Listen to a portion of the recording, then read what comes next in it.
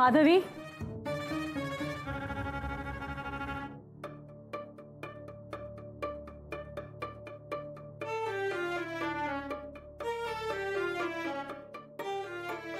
अक्का, सोबत आणलेल्या सगळ्या वस्तू बाहेरच राहिल्यात. सेवक घेऊन येतील, तू नको काळजी करूस. आई, बाबा, तुम्ही प्रवास करून आला आहात, तुम्ही विश्रांती घ्या, स्नान करा. मी तुमच्या भोजनाची विशेष व्यवस्था करते. ते आपण नंतर पाहू. आम्ही इतक्या दूर केवळ पाहुणचार घेण्यासाठी आलो नाही. मग काय कारण आहे? अहो, आत्ताच सगळं बोलायला हवं का? हो, आत्ताच बोलायला हवं. बरं सांग, काय ते? मी इथे आले कारण मला कळालं की ती बानू इथे आली म्हणून. हो, पण ती गेली सुद्धा आणि मीच आदेश दिला होता तिला जेजुरीत येण्याचा. पण हे तुला कसं कळलं? अक्कांना सगळं समजतं.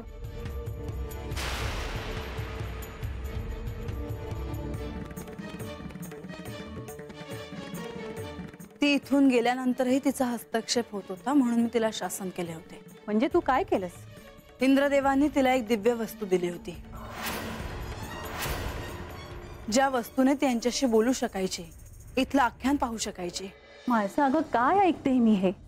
एवढं सगळं घडलं आणि तुला काहीच ठाऊक नव्हतं? आई, आता यावर चर्चा नको.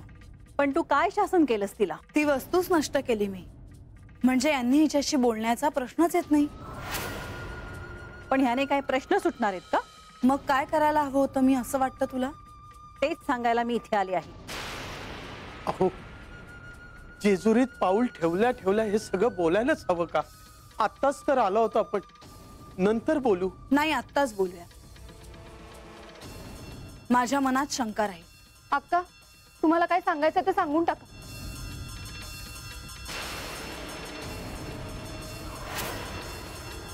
आई, ही नको तिथे बोलते असं नाही वाटत तुला? क्षमा असावी देवी, पण अक्कांना ना खूप म्हणजे खूप काळजी वाटत होती तुमची. मला जन्म दिलाय तिने, तिची काळजी स्वाभाविक आहे. माधवी, बाळा, तू ह्यात नको बोलूस. माळसा अगं लहान आहे ती, एवढी समज नाहीये तिला अजून. आई, आपण एकांतात बोलू. आता तुम्ही विश्रांती घ्या. कसली विश्रांती? जीवाला घोर लागलाय नुसता. मायानंदा, येते मी.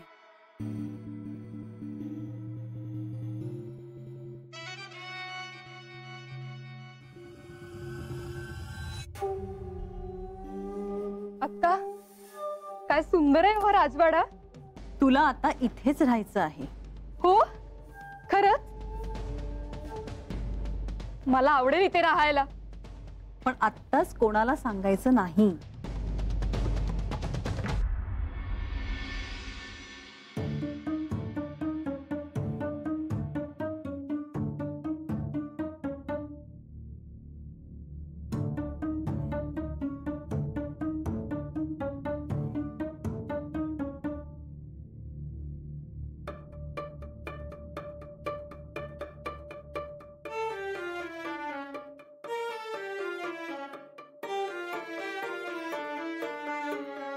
नग मला.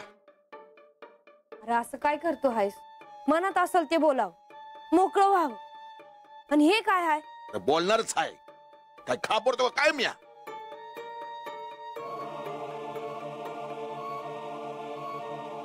काय झालं? तुझं हे बी कळना बघ. काय झालं मलाच विचारतेस? अगं स्वतःहून कधी काय सांगितलंयस होय? अगं तर राजवाड्यात गेलीस, बोर काय झालं, कोण काय बोललं, कोणी काय विचारलं, तुझ्या हातनं काय चूक झाली असं देवीच ती वाटलं. अगं तू काय बी सांगितलं नाहीस बघ. अरे पण तूच म्हणलास ना का ह्यो विषय पुन्हा काढायचा नाही म्हणून. मी बोललो ते माझ्याच घाशात घाल पुण्यांदा. धड बोललास तर सांगल ना माणूस. सांग आता. इंद्रदेवांनी दिलेला हुकवाचा करंडा मला पाण्यात बुडवायला लावला म्हाळसा देवींनी. अगं पण कशापायी? त्यासनी न सांगता म्या आणि देव बोलायचो म्हणून, आणि म्या हात बसून आख्यान ऐकायचे म्हणून. आणि देव काय म्हणले नाहीत? ते काय बोलणार? त्यांनी बी म्हाळसाताईसनी हे समज सांगितलं नसल का म्या आणि ते करंड्यातनं बोलायचो, म्या हात बसून आख्यानं ऐकायचे ते. असं व्हायला नग होतं बाण. पर आता आपल्या हातात हाय का काय? अगं देव काय म्हणले नाहीत ना, याच वाईट वाटलं बघ मला. तर त्या माग काय बाय कारण असणार बघ बा. यू बी त्यांचीच बाजू घे. यो म्हातार काय म्हणतोय ते ऐकून न कसा. असं नव, जाऊ दे, जे झालं ते झालं. तर आता पुण्यांदा मला त्या वाटेला जावं लागल असं नाही वाटत मला. आता तू आणि म्या आताच चंदनपुरील.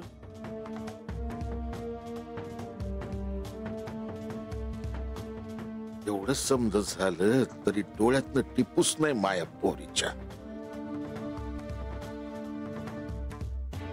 किती साचून ठेवशीला उरा.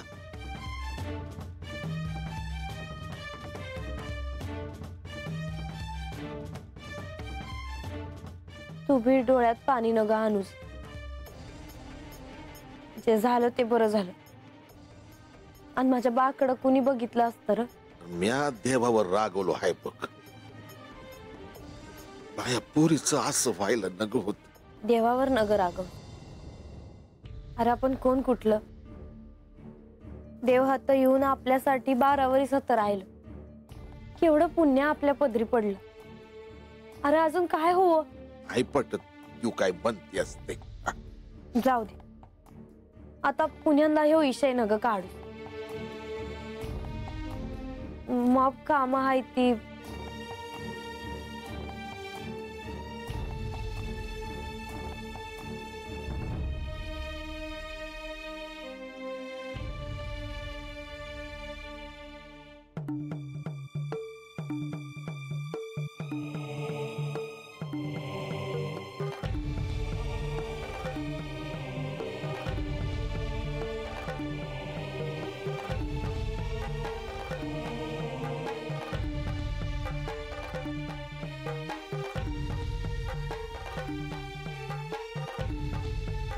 तुमच्यासाठी काही आणू का? नाही देवी, आपण बसा.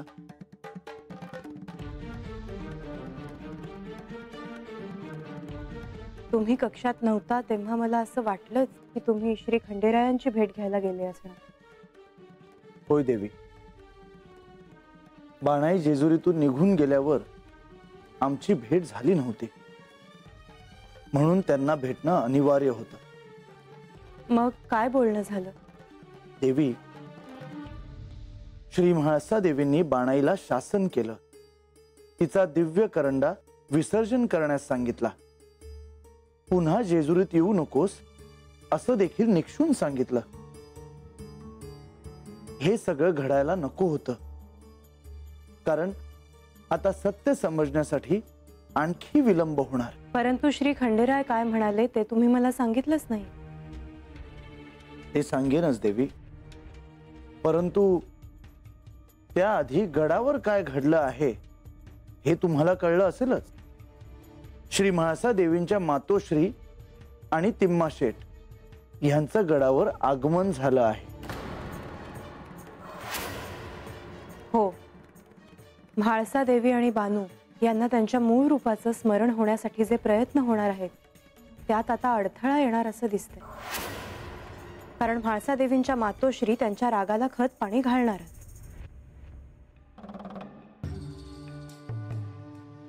काय झालं? मी हेच श्री खंडेरायांना म्हटलं होतं, परंतु ते असं म्हणाले की कदाचित असंही घडू शकेल की श्री म्हाळसा देवी आणि बाणाई यांना एकत्र आणण्यासाठी किंवा बाणाई जेजुरीत परत येण्यासाठी नकळत त्यांचं सहाय्य देखील होईल. परंतु म्हाळसा देवींच्या मातोश्रींचं सहाय्य कसं होईल? मला नाही वाटत त्या ह्या गोष्टीला हो म्हणतील. आता पुढे काय घडणार आहे ह्याची आपण केवळ वाट पाहू. एक गोष्ट मात्र निश्चित, त्यांचं इथे येण्यामागे निश्चितच काहीतरी प्रयोजन असणार.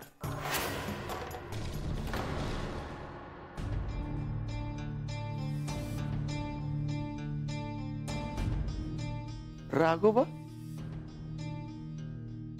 आणि हा आता काय करतो या?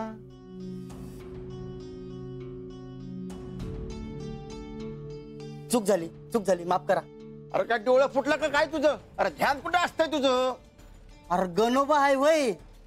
वाटलंच मला. काय वाटलं काय तुला? नाही काही नाही. अरे इथं राजवाड्यामध्ये पहिल्यांदा आलोय ना म्या, म्हणून जरा बघत होतो समजा. तेच म्हणतोय मी, तू हत काय करतोय सा? अरे आता हातच काम करायचंय ना मला. त्या सोनूबाला धाडलं ना खाली पायथ्याला. काय बी काम करत नव्हता, सारखी कामाची टाळाटाळ करत होता. होय त्याचं असं झालं होतं, एक हात लाकूड आणि 10 हात डपली असं होतं त्याचं. अरे बिनकामाचाच होता त्यो. तू असं काय बी करू नकोस, समधी कामं सांगतो तुला. गणोबा काय? म्या असं ऐकलंय का इथं समधी कामं तूच करतो? अरे देवासनी आणि परदानगीसनी कुणी कुणी काय काय कामं केली हे समजा मलाच सांगावं लागतंय की. होय मग अरे काय सोपं काम आहे वय ते? पर देवासनी काय हवं काय नको ते समजा तूच बघतो. मग काय सोपं आहे वय? आता बघ, तू आता इथं आलायस ना, आता 4 दिवस माझ्या संग राहा. हा समजा सांगन तुला. होय आणि कोण कोण असतं घरला? म्हणजे लगीन झालंय का तुझं? नाही ना, एकलाच आहे मी. आता काय झालं? काय नाही, म्हणजे तुझं बी त्या सोनोबागतच झालं म्हणायचं. त्याचं बी लगीन झालं नव्हतं. अरे एक ध्यानात ठेव राघोबा, तू कामाची टाळाटाळ करायची नाही, ना तुला बी माघारी धाडून देईन. नाही नाही चल आता काम सांगतो. होय हा, तू सोनोबी सारखी कामाची टाळाटाळ करायची नाही.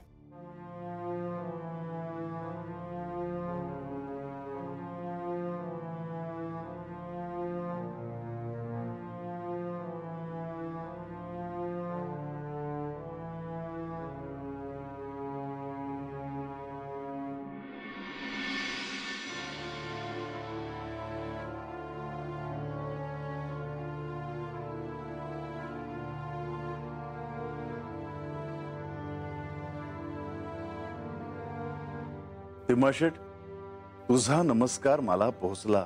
देवा, आपल्या दर्शनाची आस होतीच, पण इथे येण्याचे निमित्त वेगळे होते. चालायचंच.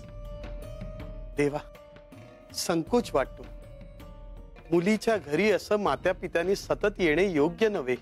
तिमाशेट, कोण कुणाची कन्या, कोण कुणाचे माता पिता, भ्रम आहे. जागे व्हा. क्षमा असावी देवा, परंतु म्हाळसा साक्षात पार्वती देवी आहे हे मी कसे विसरे? मला ते शक्य नाही. ह्यावेळी सौभाग्यवतींचे येण्याचे काय प्रयोजन? आपण तिच्या अपराधांना क्षमा करत आला आहात, त्यामुळे तिला सगळे सोपे वाटते. असू द्या, मला तुला धर्मसंकटात नाही टाकायचे. मी मायानंदाला विरोध करतो हे तिला ठाऊक आहे, म्हणून तिने ह्यावेळी मला काहीच सांगितलेले नाही. परंतु ती काहीतरी ठरवते एवढे मात्र निश्चित. त्यात तिला असेही कळले की बाणाई इथे आली आहे, म्हणून ती तातडीने इथे आली. ह्या गोष्टी त्यांना समजणं अत्यंत अवघड आहे. त्या गुंतत जाणार, हाती मात्र काहीच लागणार नाही. मला त्याची कल्पना आहे देवा. तेव्हा मनात एक प्रश्न होता. कुणाच्या? माझ्या. विचारा. तेव्हा म्हाळसाला सत्य कधी कळणार? तिमाशेट, हा अत्यंत मोठा प्रश्न आहे. खूप मोठा जागर करावा लागेल. आकाशाला आवाज भिडेल एवढा मोठा गोंधळ घालायला लागेल. आणि तेव्हा कुठे आदिशक्तीला जाग येईल. आपण काहीतरी करायला हवं देवा. तिमाशेट, हे सर्व मीच घडवतो, चिंता नसावी. आता जे जे घडेल ते ते होऊ द्यावे. माझ्याकडून काही चुकीचे शब्द आले असतील तर क्षमा असावी देवा. आपल्याला पाहून आणि भेटून खूप आनंद झाला. शुभम भवतु.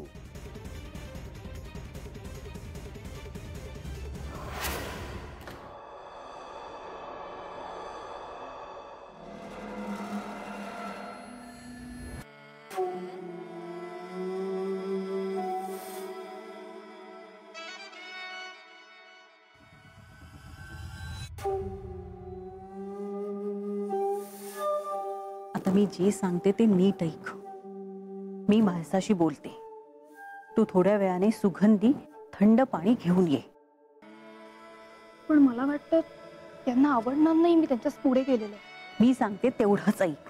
स्वतःची बुद्धी पणाला लावू नकोस. काय? हो हो. ये आता.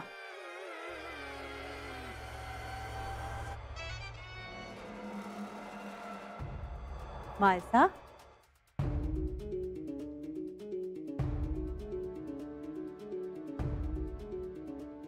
तू अशी अचानक कशी आलीस? म्हणजे तुला काही हवंय का? म्हाळसा, मला काय हवं असणार बाई? तू सुखात आहेस, अजून काही नको. तुझ्याशी मला खूप खूप बोलायचं आहे. बोल ना. ती बानू या जेजुरीतून गेल्यापासून तुझ्या चेहऱ्यावर समाधान आहे आणि तुझा हा आनंद पाहून मी किती आनंदी आहे हे तुला पुन्हा नव्याने सांगायला नको. तू त्या बानूला पुन्हा जेजुरीतून घालवलंस, तिला कडक शासनही केलंस. हो, आणि मी तिला असे शासन केले आहे ती ते कधीही विसरणार नाही आहे. तिची सावली माझ्या संसारावर पुन्हा कधी पडणार नाही. ये बस.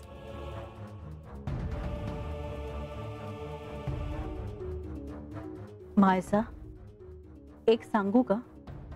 सांग. मी जरी इथे जेजुरीत नसले तरी मला तुझ्या संसाराची सतत काळजी असते. त्यामुळे डोक्यात तोच विचार असतो. पण तू त्या बानूला पुन्हा जेजुरीतून घालवायला नको होतं असं वाटतंय मला. हे काय बोलतेस तू आई? मनाला जे पटलं ते स्पष्टपणे बोलले बघ.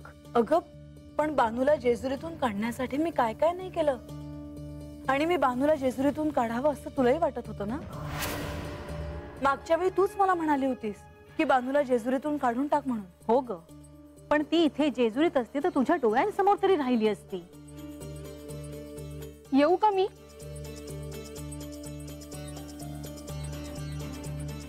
माधवी, अगं ये ना, ये. तुमच्यासाठी सुगंधित जल आणलं होतं. किती गुणाची आहे पोर. कोणी आणायला सांगितलं तुला? मला वाटलं होतं तुम्हाला आवडेल म्हणून मी आणलं. असू दे, ते तितकं महत्वाचं नाहीये. मला तुला हे सांगायचं होतं की तू त्या बानूला पुन्हा जेजुरीत थांबवून घ्यायला हवं होतं. पण का आई?